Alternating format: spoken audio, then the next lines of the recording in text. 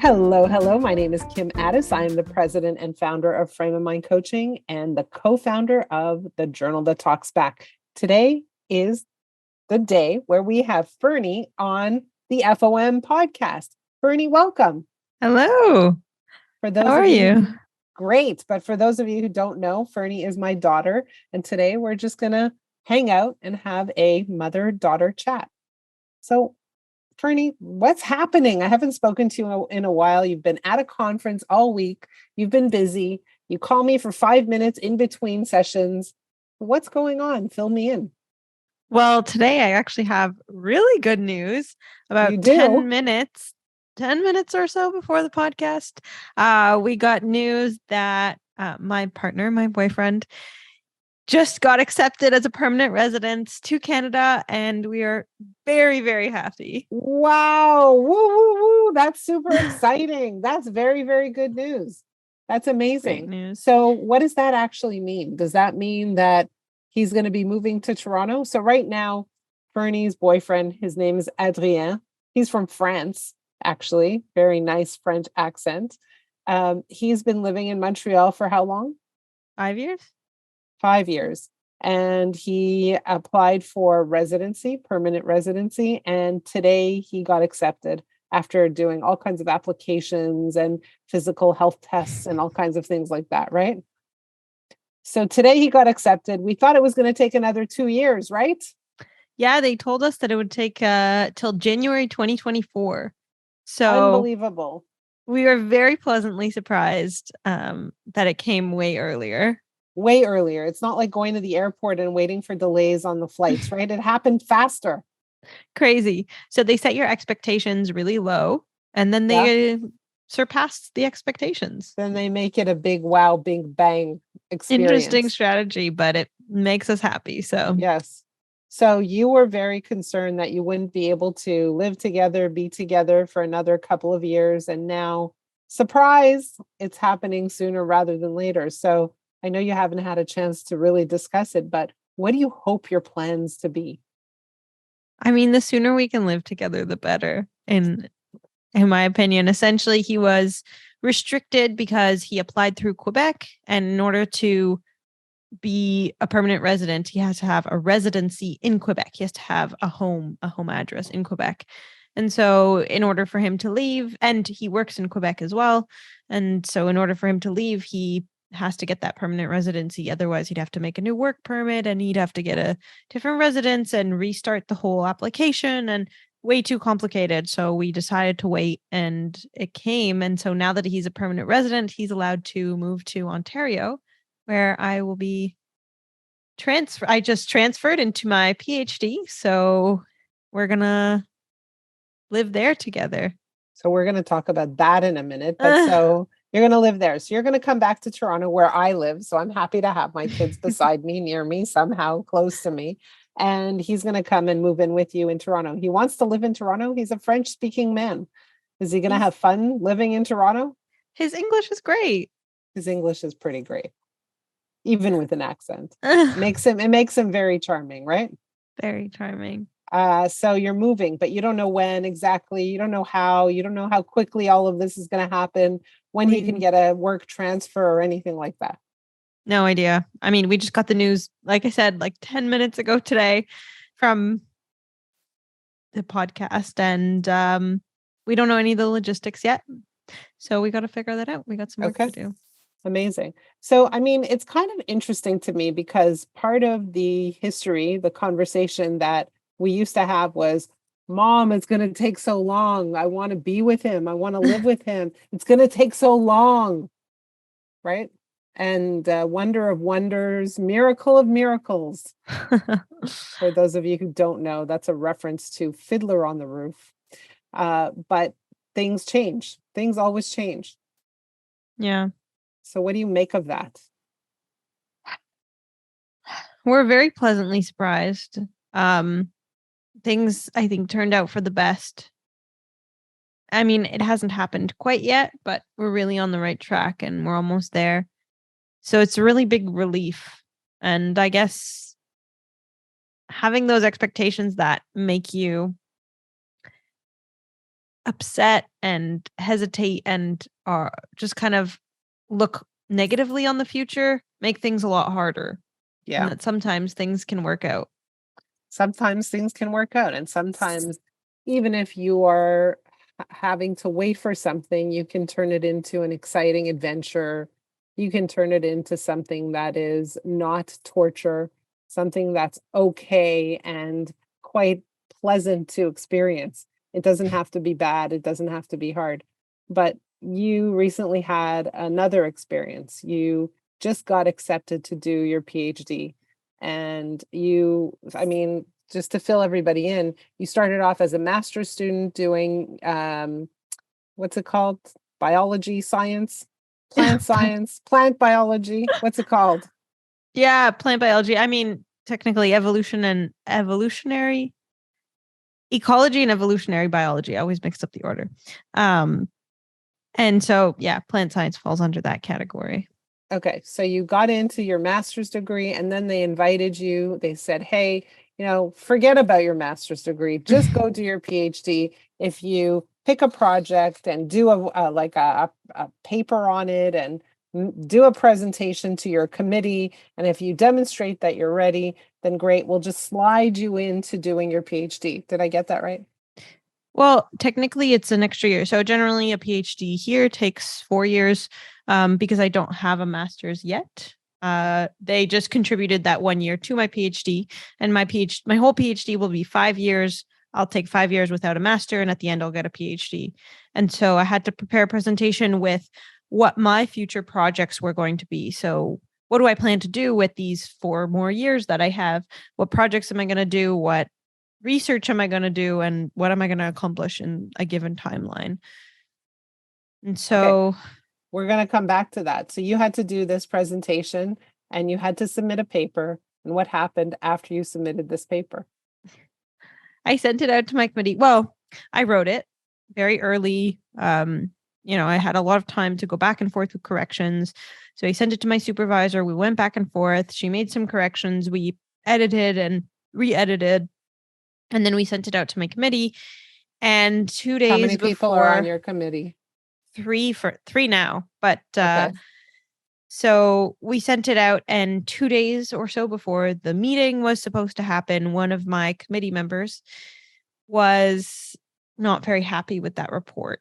And he made so many comments, asked so many questions that were very specific, and I think probably not necessarily things that I needed to know in order to transfer, because it's like in our field, we have an appraisal where that's your 2 years in. So at the beginning of your third year, you have your appraisal, and that's to assess whether you're ready or not to get that PhD eventually.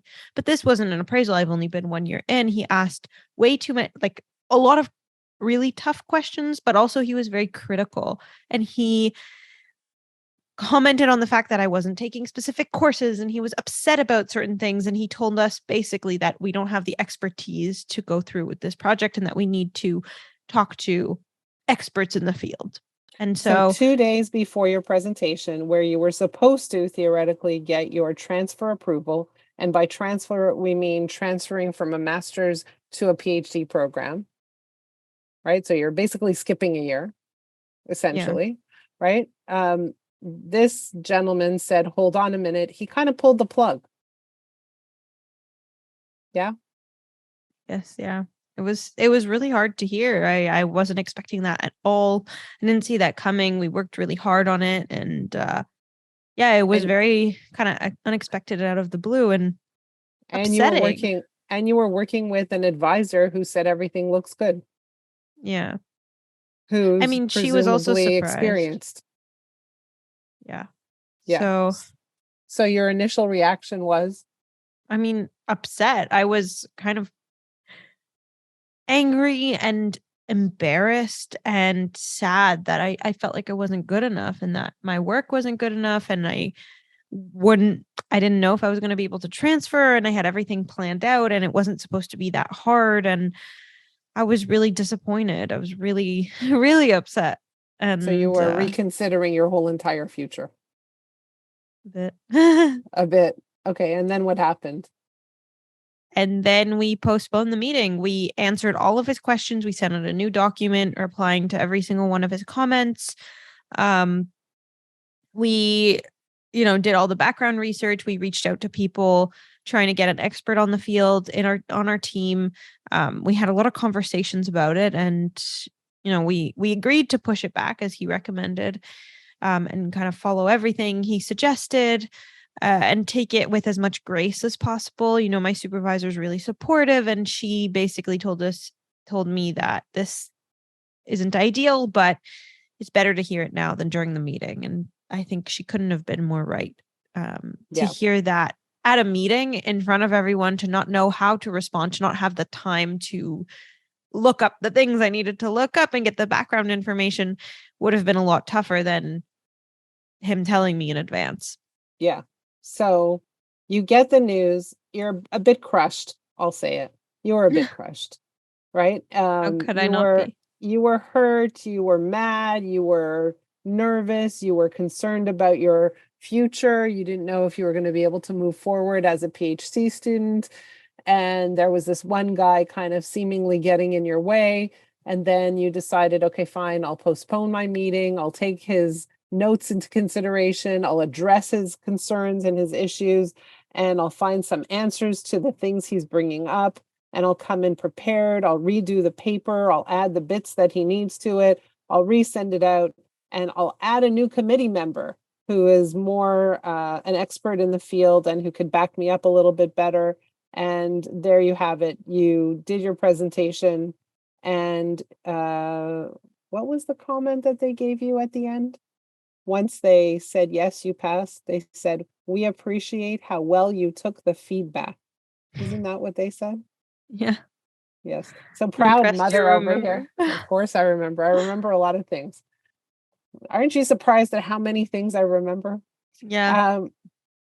So why am I bringing this up? Why is this something that I want to discuss? Not because I want Ferne to relive this torturous experience, but because I want to actually cement this experience for her so that she leverages it in the future.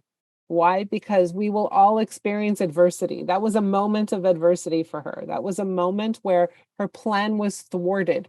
She was going straight ahead. She was on track. And then suddenly there was a spoke in her wheel, and she tripped when that spoke, showed up, and it hurt a little bit.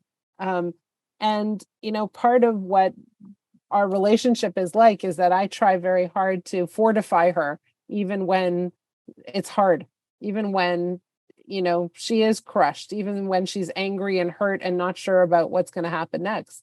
And so my personal angle was, hey, okay, so postpone the meeting and leverage this. Let's use this. Let's answer all his questions. Let's do all those things. But when you go into the meeting, before you start your presentation, make sure you acknowledge this man for, his questions, his concerns, for his feedback, and giving you the time to come in more prepared. Yeah. And I think that's what you did, right? Yeah, absolutely. And so the real lesson in all of this is that sometimes we get slowed down in life in order to speed up. Sometimes those spokes are in our benefit. So they might trip us up, but they don't actually cause us to completely fall or, destroy ourselves, get destroyed. Those spokes are there sometimes to make ourselves better, to make us better, to improve us, to strengthen us. And so the idea here is, guess what? You're going to have more spokes along the way.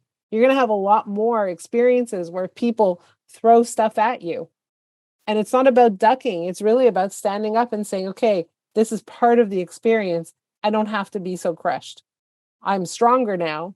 I can take them and understand them and run with them. And I can leverage them in my research, in my work, and in my character. Yeah. But I think it's also, it's hard to hear always. It's hard to hear critical feedback, but it's really important. I think it's good to use it and to strengthen your research, because at the end of the day, reviewers would have had similar comments probably. So it's better that I address them sooner at the beginning of my project than, 5 years down the line and it's too late to go back and fix. Right. So what sometimes feels like somebody is stabbing you in the back is somebody having your back sometimes. Sometimes. Doesn't Yeah, feel like that.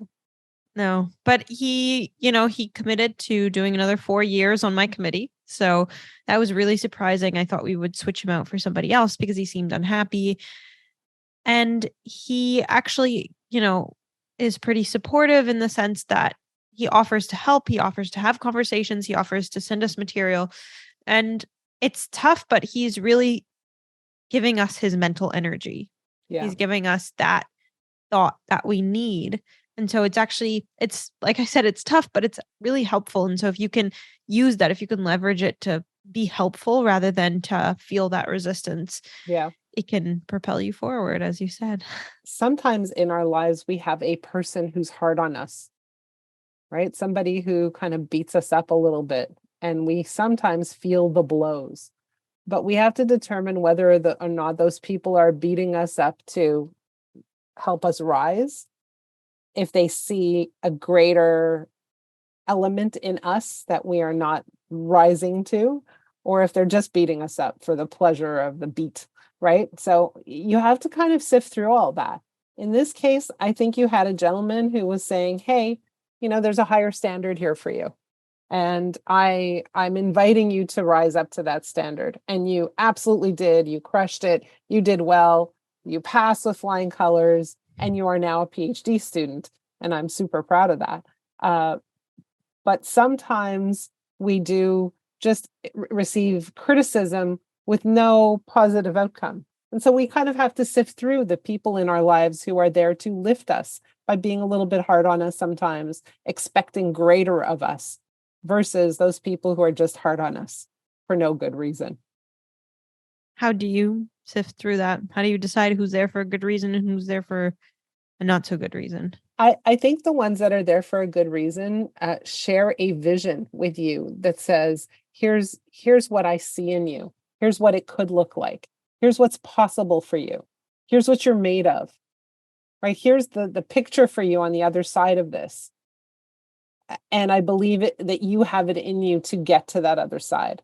Whereas the other people, they don't have that vision. They don't say, here's what's on the other side of the hard work.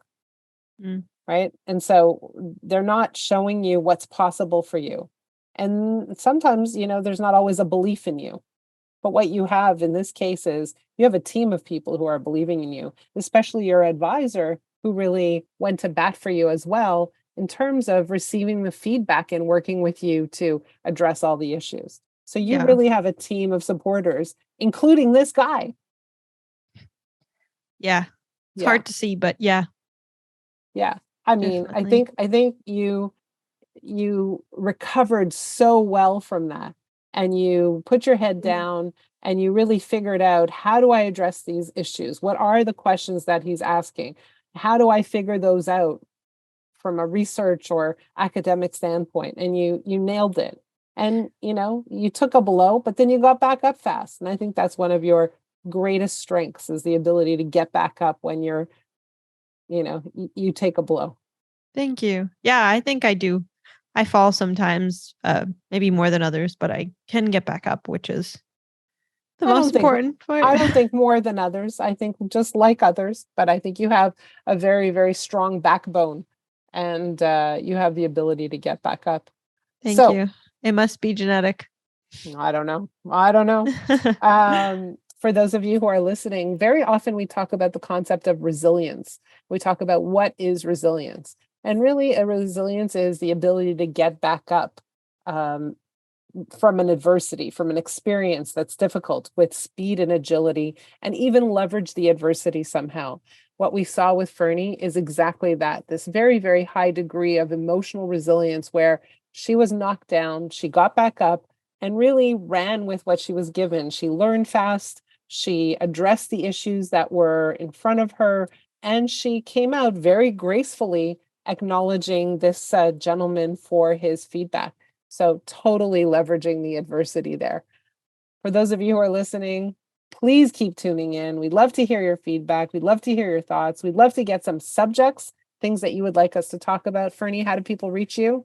Please email me. My email is fernekotlyar. That's FERNEKOTLYR @live.com. And you could reach me. It's Kim@frameofmindcoaching.com. We will catch you later. Have a great week, everyone.